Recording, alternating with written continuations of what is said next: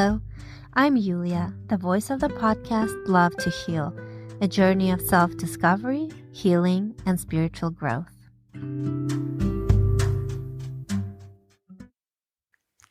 Hi, thanks for tuning in to Love to Heal podcast. If you've been enjoying this podcast, please share it with your friends and family. Let's begin. I recently found out that in Judaism, prayers must be said out loud. I had heard something along these lines some time ago, specifically referring to the prayers said before consuming food, for example, but I didn't pay close attention to the matter. And actually, even before I started practicing Judaism, I talked in one of my episodes about the power of words and how their vibrations can physically change the molecular composition of water and consequently the food that we consume. So saying a blessing over food literally makes the food good for your body and soul. But before I knew the proper blessings over food in Judaism, I used to just simply say something like, "Thank you, God, for the meal."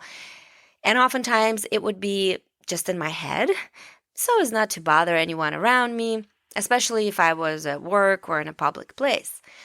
Plus, I was always convinced that since God is all-knowing, that He would hear my prayers even if I said them in my head. Then, this year, I learned the proper blessings in Hebrew, and I started practicing them whenever possible, and honestly, when I didn't forget to do it. And similarly, I would say the words in my head, thinking that I was doing the right thing, or at least not doing anything offensive or terribly wrong. Until I read a chapter in Tanya. So what is Tanya? This is the foundational book of the Chabad movement. And if you have been listening to my podcast, you may or may not know that I go to a synagogue that is a Chabad synagogue. In the event that you are not familiar with Chabad, I will just give you a brief overview of what that is. Chabad is a prominent Hasidic Jewish movement, and it believes in the interconnectedness of all Jews. Chabad emphasizes the importance of intellectual understanding of Jewish teachings and also focuses on spiritual growth and outreach to all Jewish people. Their core principles include the belief in God, the importance of studying Torah, and the performance of mitzvot, which are the commandments. And one of the reasons that I do go to Chabad, despite the fact that it is an Orthodox Jewish synagogue, they are very accepting of any Jews. Actually, no one is really an Orthodox Jew besides our rabbi and his family. The people that come to services and that go to preschool there and Sunday school, they are not Orthodox. They're regular people like me, just trying to do their best and learn Judaism. So back to Tanya, which is the foundational book of the Chabad movement. This book, it lays down the practical and mystical fundamentals of the Chabad philosophy. I was actually recommended an app called Daily Study that has daily lessons from various sources, including Tanya. And just a couple of weeks ago, I happened to read a section on this particular topic, the importance of audible prayer. Of course, like everything in Judaism, the explanation I read was extremely interesting, which led me to more research, and so I decided to share that with you. As it turns out, it's extremely important to make prayer audible. Otherwise, the mitzvah of prayer is not fulfilled. This made me think of the series I watched last year called Shtisel. I remember noticing how all the Orthodox Jews in the series would mumble under their breath right before taking a sip of water, or of course eating. Back then, I found it rather amusing or strange more than anything, but now I understand completely why Jews do this. So let me break down the concept of prayer first. The word to pray in Hebrew is reflexive. And reflexive means it's something that we do to ourselves, like we brush our own teeth, we brush our own hair, we do something to ourselves. And when it comes to prayer, it means we don't just pray, rather we make ourselves pray. It turns out that we don't necessarily pray to God, it's something that we do to ourselves. It's something that affects, changes, and refines us spiritually. And perhaps while doing so, we can change our part in the matter enough that God will change how He chooses to resolve the situation in a way that's easier for us. Here's an example. Have you ever prayed to God for strength, only to discover that the very act of prayer gave you strength? By elevating yourself spiritually, by connecting to God, you may have found a solution to your problem. I know that's happened to me various times in the past. Or sometimes when God's answer remained a no to your request, whatever that request was, prayer may have given you the fortitude to keep going, to accept His will. In Judaism, it is believed that every prayer makes an impact. What we don't know as human beings is what that impact is exactly. Sometimes it may feel like God is not listening to us, and of course, this is very disappointing. But we must remember that only God can see the bigger picture, and only He knows the reason for every occurrence in this life. Jews believe that God is always listening and that He answers sometimes with revealed good, quote unquote, but sometimes also with the hidden good, the latter looking to us like evil or hardship. It's important to remember, too, that God doesn't give us what we want. Instead, He gives us what we need.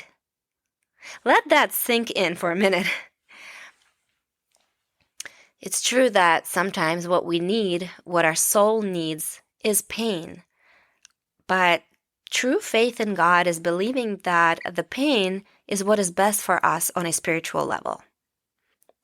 We must remind ourselves of our human, limited capacity for understanding God. We just simply cannot fathom the purpose of some events. Coming back to the reason for audible prayer, though, because I got a little bit distracted, let's look at some actual explanations, right? For example, the short blessing before eating is a formal acknowledgement, okay? It's important that our own ears hear our own mouth utter these words. So we are acknowledging audibly that God supplies our food. This is also good for putting our ego in check, yeah? Because a lot of times we feel on top of the world and you say to yourself, well, I'm making money, I'm buying the food, I'm making my life. But then these prayers that we say, they remind us, well, wait a second, it's actually God that is providing this food that I can even buy. So that, like I said, helps to control our ego. Our rabbi says it's also a way of asking God for permission to use His food. Since everything in this world belongs to Him and was created by Him, the least we can do is ask before we use or consume something that's not ours. And somebody might say, well, it's my money and I bought the food with my money, so now it's mine. Well, guess what? The money is not yours either. Nothing in this world is yours, or it is temporarily, right? And it's really dependent on whether God allows you to have it or not.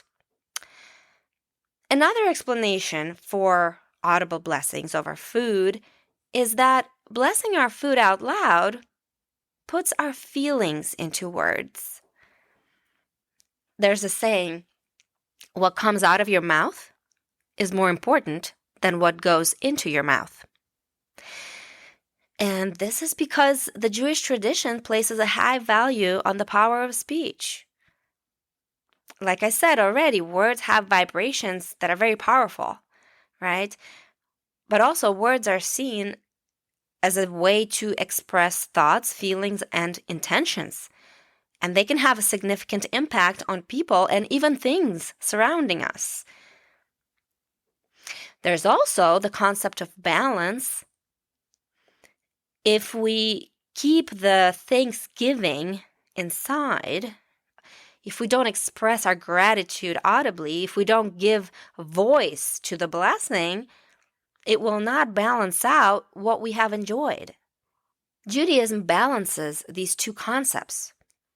The first of which is when you have eaten, or what goes in, right? That's the first. And the second is when you have been satisfied and blessed, or that which comes out. In layman's terms, blessings are our tools for mindfulness and for creating balance in our life. But there's another explanation, perhaps a deeper one, by the Alter Rebbe. The Alter Rebbe, he was actually the founder and the first Rebbe of Chabad, the Hasidic Judaism movement, the branch of Judaism. But first, to understand his explanation, we must first understand what a man's ultimate purpose is on earth. And simply put, the purpose is to draw the light of the Shekhinah, the divine presence of God in the world. It is our job, our responsibility to transform darkness into light. The reason God gave us a body is so that He could have an abode, a home, so to speak, in the lower realms, in the physical world. You see, there are actually 4 worlds or realms as described in Kabbalah. Also, if you're not familiar with Kabbalah, Kabbalah is a Jewish mystical tradition that involves esoteric teachings and practices. So the first world is the Atzilut. And this is the world of divine emanation, wholly conscious of its divine origin. As described in Hasidut, this is a spiritual and mystical revival movement founded in mid-18th century by another prominent rabbi, Baal Tov. The process of emanation is described as one of concealment and revelation. The 3 lower worlds are all created realms, something from nothing, an independent self-consciousness, the hidden divine origin. The process of creation is described as one of being and extension, as a ray of light extends from the being of the sun until eventually hiding itself in reality, which experiences itself other from its source. Here's a somewhat simpler explanation for the 4 realms. The first one, Atzilut, as I mentioned, this is the realm of emanation. This is the highest realm, considered the source of all creation, where the divine consciousness is most directly present. It's the realm of pure potential and the origin of all spiritual sparks. The second one, which is one step lower, right, below the realm of emanation, is creation, Beriah.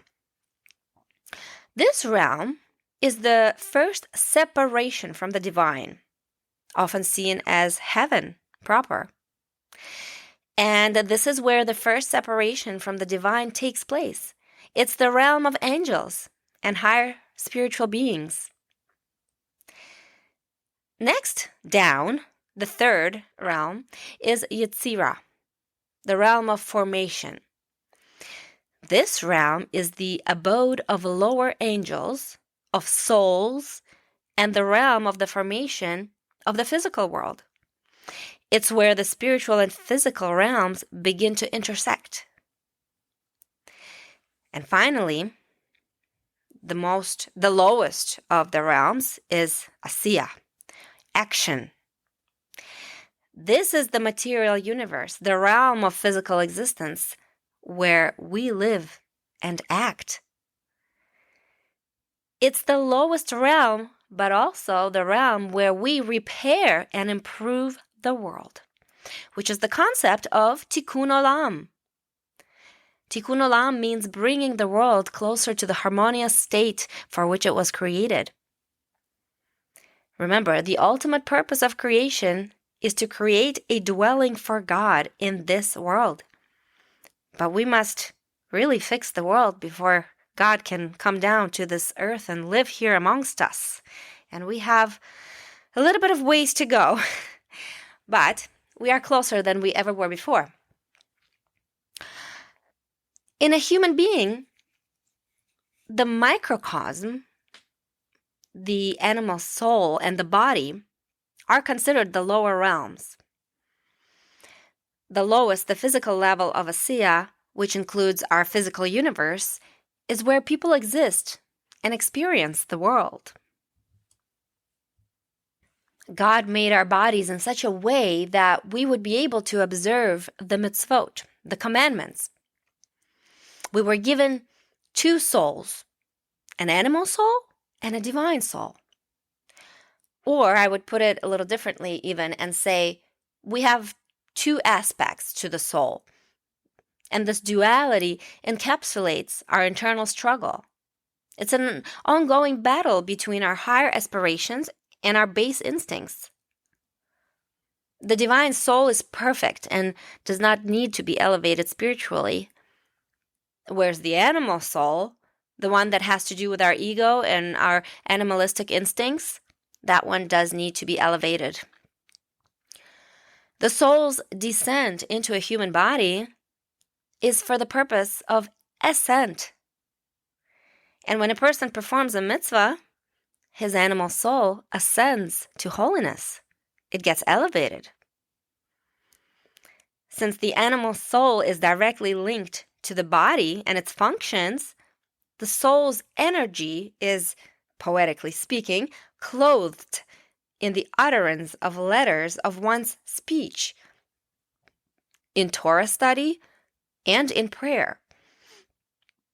In other words, for the animal soul and the body to be elevated, it is required to do a physical action, a physical mitzvah. So thinking about Torah and saying prayers in your head does not count because there's no physical action. In this case, there's no sound, no movement of the lips is made. And so that commandment will not be fulfilled.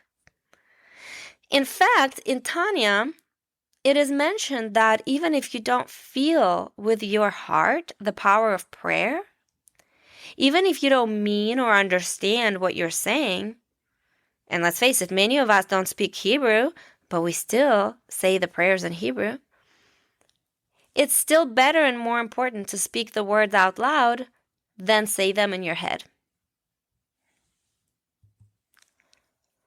Here's another wonderful Chabad explanation for why this is so. When we pray, the godly soul is doing the talking, while the animal soul is doing the listening.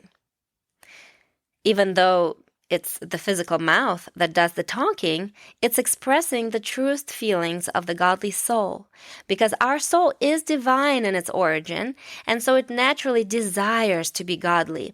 It desires to love and to express gratitude. When we pray audibly, the animal soul listens in. It takes time and effort for the animal soul to overcome the rational brain, the ego, or the idea that we humans know it all. It takes time. And to overcome this and to hear the passionate descriptions of love of God is not an easy task for many of us. But if we can learn to focus on the words of the prayer and the melody being sung, this is the first step to taming our animal aspect. You know, the selfish one concerned only with its own needs. If we can excite our animal soul through prayer, the cynicism will start to melt away, and we will be able to appreciate God's inherent role in this world, which is to provide for the needs of all His creations.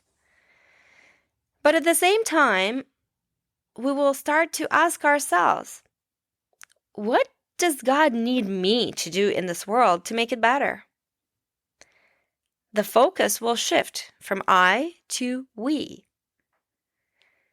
The negative thoughts will be replaced with hope, and perhaps we can feel inspired to get closer to God. When I became spiritual, and especially now that I'm religious, I wake up in the morning and I think of ways to bring about positive change, if not in the whole wide world, then at least in my community. Who can I be nice to today? Who can I demonstrate to how powerful love is? Can I lead by example and show to those around me what it's like to have a relationship with God? How wonderful and complete it makes you feel? Finally, one more thing that I would like to bring to your attention today is the fact that Jews should pray in Hebrew and not in any other language. And it is a challenge for a lot of us that are not, living in Israel and don't speak the language, because we don't understand a lot of the prayers. Thankfully, the prayer books have translation right next to the Hebrew. But it is a little bit frustrating for those beginning, like, for example, my husband and myself. My husband especially, he says, it's hard for me to pray. It's hard for me to follow along because they do read fast at services and you don't understand what you're saying. And this is another reason that I'm learning Hebrew once again, so that I can understand the prayers and not have to read the English part all the time to understand the meaning.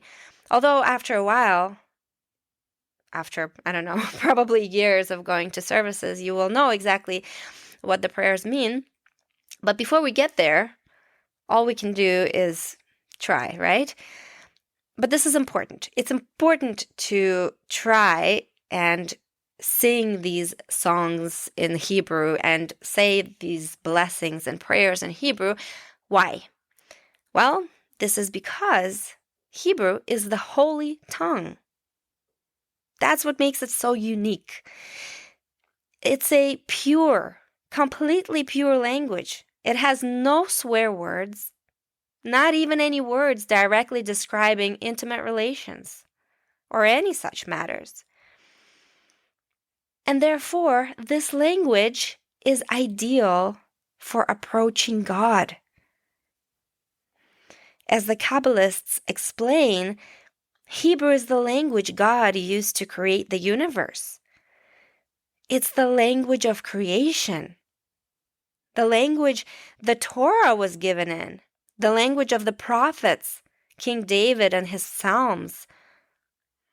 Hebrew carries the soul of the Jewish people, their heritage and destiny. It is ideal to communicate with God in the same language He communicated with the Jews. Additionally, the men of the Great Assembly, the sages who penned the words of the established prayers of the Siddur, the prayer book, they cloaked untold layers of meaning in the words of the prayers, from the simplest meanings to the most profoundly Kabbalistic ones. A person could spend an entire lifetime studying the prayer book and still not get to the most profound depths of its meaning. There are vast Kabbalistic works that are dedicated to uncovering the concealed meanings within the prayers. these hidden meanings which accompany our prayers, uttered even with a simple understanding, they, quote-unquote, hitch a ride to the highest heavens through the vehicle of the Hebrew verbiage, which contains these meanings. Isn't that amazing? So just by pronouncing something in Hebrew, you elevate yourself and you get closer to God.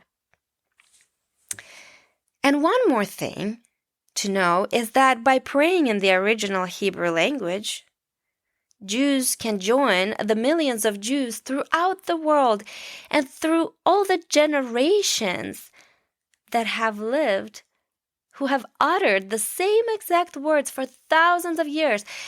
They can feel connected.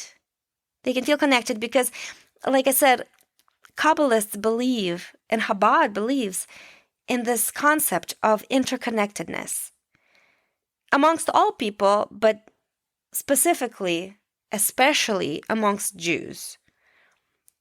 Jews everywhere, no matter where you are in the world, even no matter when you lived or will live, we're all connected. And when you start to comprehend that these holy words, these prayers in Hebrew have been uttered throughout the best and the most trying of circumstances, they are above time and circumstance. When you comprehend that, kind of blows your mind. I hope that this episode has inspired you to explore prayer, if it's not already part of your life. And if you do pray, hopefully you learned something new. I'd like to conclude this episode with a quote by the beloved Rabbi Jonathan Sacks. Enjoy, and until next time. Prayer is to the soul what exercise is to the body. You can live without exercise, but it will not be a healthy life. You can live without prayer, but whole areas of human experience will be closed to you.